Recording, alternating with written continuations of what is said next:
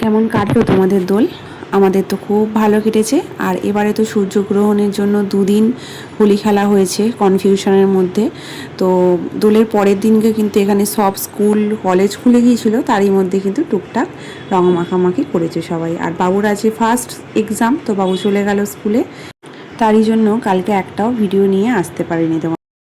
আজকে আর লক্ষ্মী পুজোটা আমি ওর সাথে করতে পারলাম না, ওই লক্ষ্মী পুজোটা সুন্দর করে নিল। ও পুজো করার পরে আমি বসেছি খেতে। তার আগে রান্নার একটু প্রিপারেশান আমি করে রেখেছি। আর আজকে এটাই খাবো, যেহেতু নিরামিষ, দুধ চা আর ব্রেড। তো চলো আমরা দুজনে খেয়ে নিই। আর খাওয়ার সাথে সাথেই তো আমরা প্রিপারেশান নিয়ে নিয়েছি দুপুরে কী রান্না হবে। গিয়েছিলাম কালকে বিকালে স্মার্ট বাজারে, সেটা তোমাদের সাথে শেয়ার করা হয়নি। মোচা এনেছিলাম, জানো তো অনেক দিন খাওয়া হয়নি মোচাটা আমরা খুব ভালোই খাই। তো বাবুর জন্য হচ্ছে আলু ভাজা। তো আলু ভাজাটা আগে সিদ্ধ করে নিলাম, তারপর ওতেই মোচাগুলো সুন্দর করে সেদ্ধ করে নেবো। ভাতও বসিয়ে দিয়েছি, বাবুর খাবার যাবে 12:30টায়।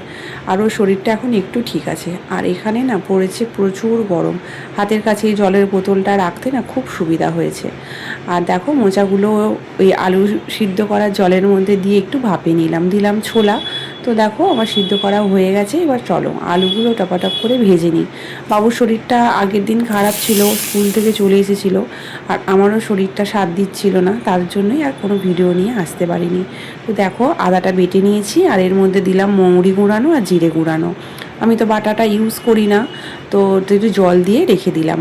চলো বাবুর লাঞ্চটা রেডি হয়ে গেছে, দই দিয়ে ভাত দিয়েছি ওকে আজকে, আর দিলাম আলু ভাজা।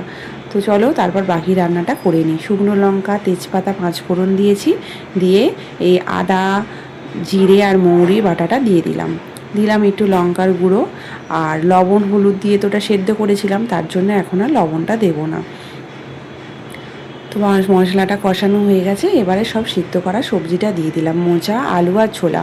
বেগুনটাও দিলে হতো, আমার বেগুনে একটু অ্যালার্জি আছে বলে বেগুনটা আজকে স্কিপ করলাম।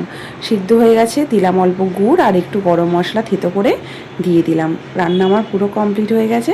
তো চলো সব কিছু মোছামুছি করে নিয়েছি, শেষে দেখলাম লবণটা শেষের পথে। লবণ তো শেষ করতে নেই ডাব্বায়, তো তার মধ্যে ঢেলে দিলাম। স্নান টান করে খেতে বসে গেছি, অল্প একটু শশাও কেটে নিয়েছি। আজকে প্রচুর কাছাকাছি ছিল আমার। তো চলো ভিডিওটা কেমন লাগলো অবশ্যই কমেন্ট করে জানাবে।